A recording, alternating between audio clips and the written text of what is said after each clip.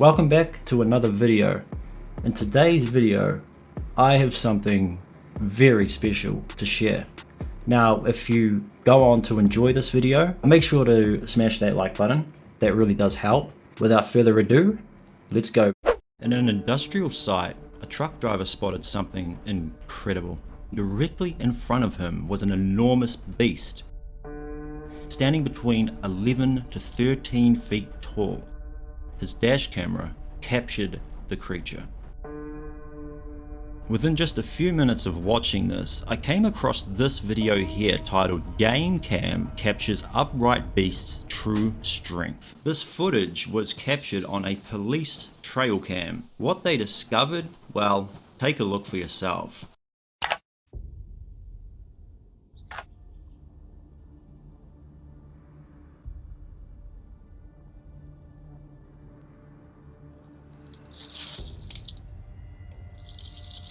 Now, I have seen my fair share of these Wildmen, but never one that looked quite like this.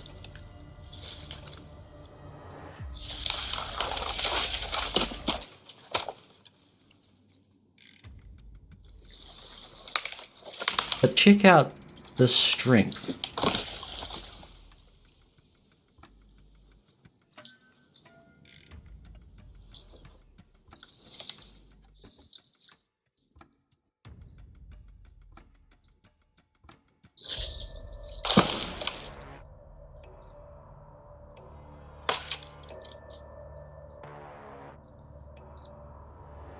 Whatever this being was showed strength far superior to a human's. The tree that it lifted was estimated to be 30 feet in length and weighing over 500 pounds.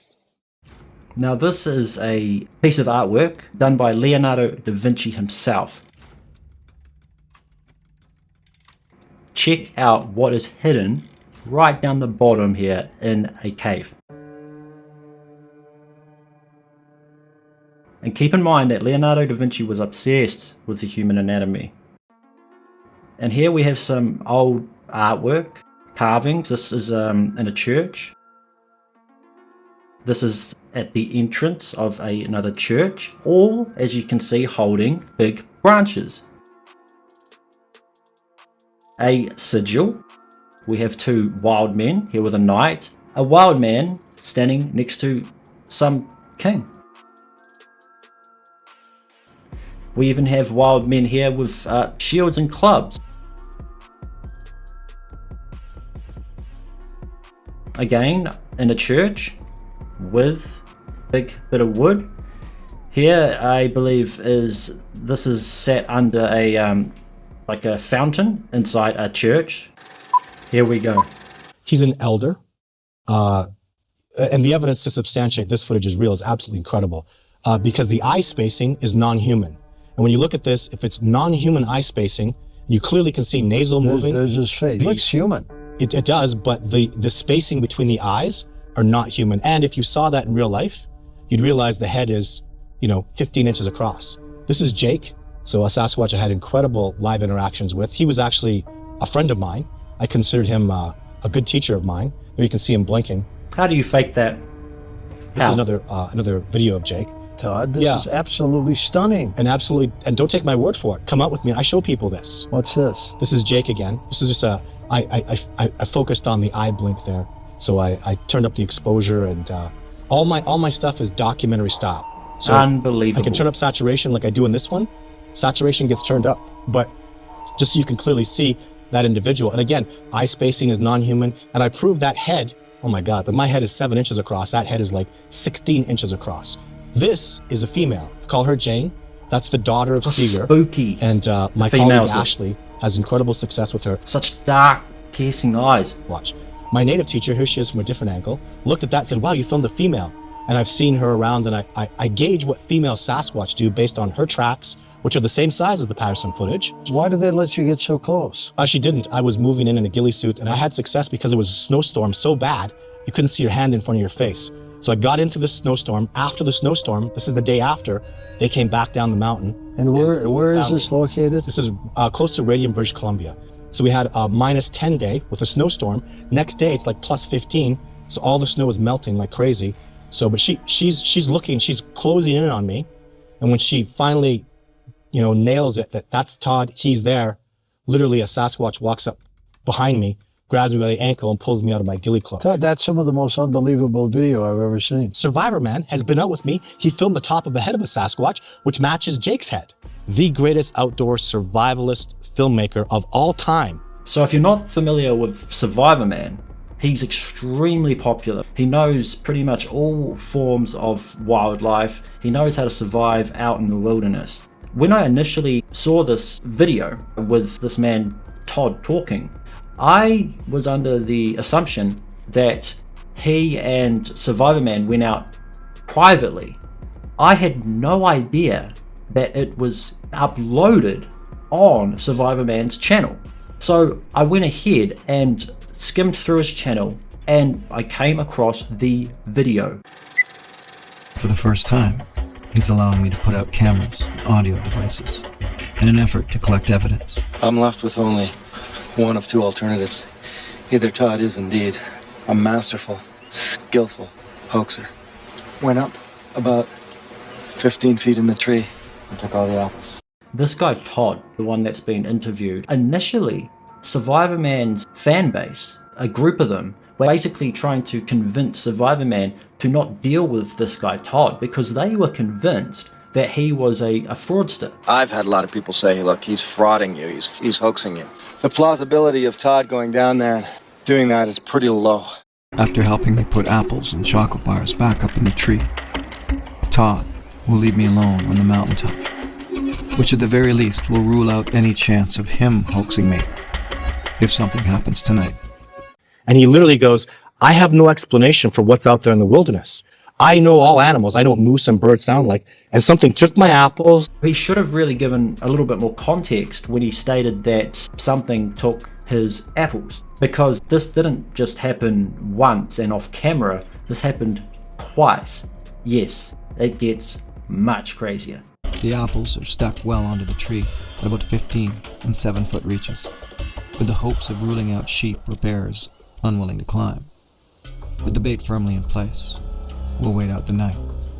The next morning, things get even stranger.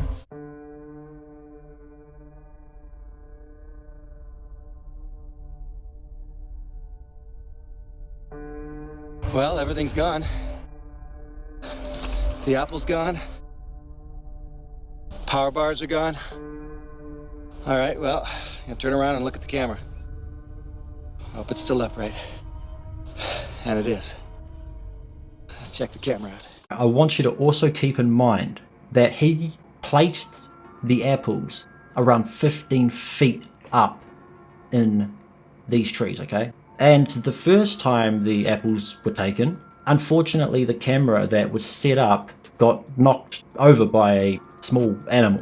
But this time, the camera was untouched.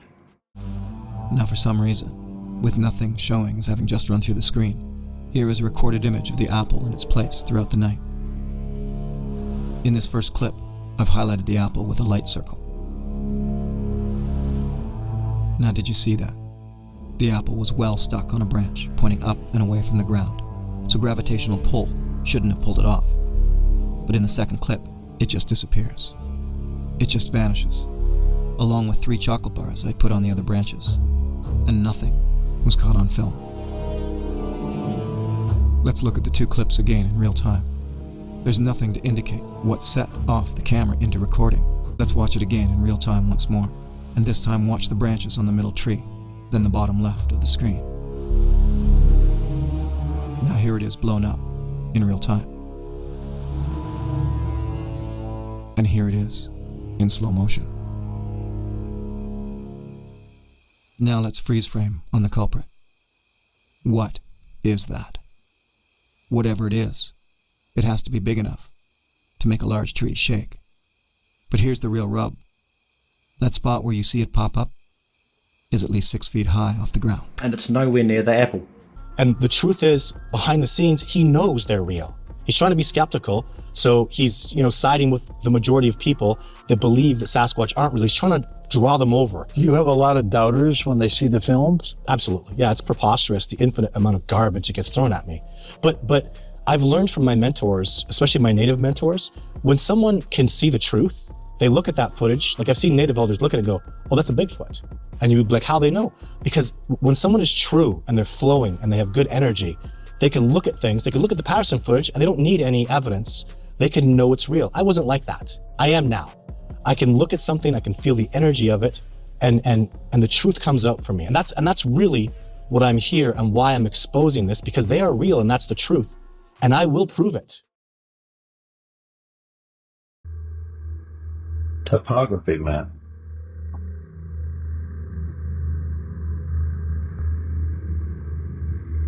What makes this United States military issued topography map of Washington State so very interesting is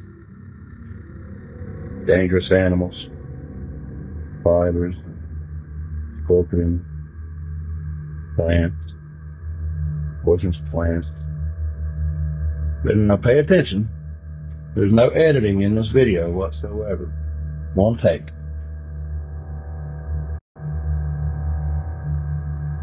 Sasquatch.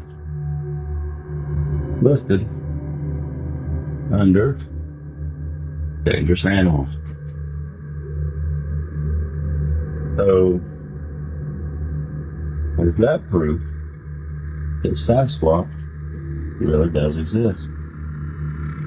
This is not a trick. It's not an edited video. This is a map that was issued by the United States federal government, Air Force. This is a topography map.